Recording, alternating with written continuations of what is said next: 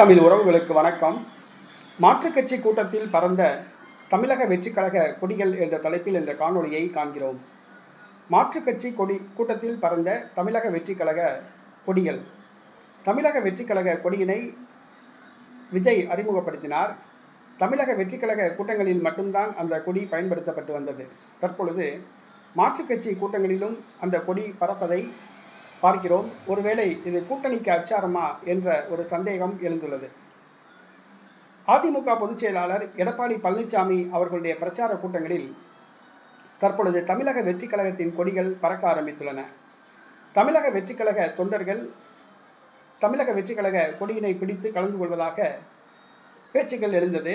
ஆனால் ஒரு சிலர் தற்பொழுது தமிழக வெற்றிக் கழக கொடிகளை அதிமுக தொண்டர்கள் பிடித்து கொண்டு தேர்தல் பிரச்சாரத்தில் ஈடுபட்டுள்ளனர் என்று குற்றம் சாட்டுகின்றனர்.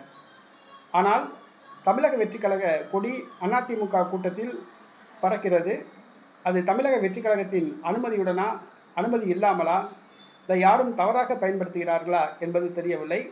ஒருவேளை தமிழக வெற்றிக் கழக தொண்டர்கள் கூட்டணி அச்சாரத்துக்காக வேண்டிதான் இதனை கொண்டு வந்து கலந்து கொள்கிறார்களா என்பதும் தெரியவில்லை. ஆனால் தற்பொழுது அதிமுக பிரச்சார கூட்டத்தில் தமிழக வெற்றிக் கழக கொடிகள் பறக்க ஆரம்பித்துள்ளன.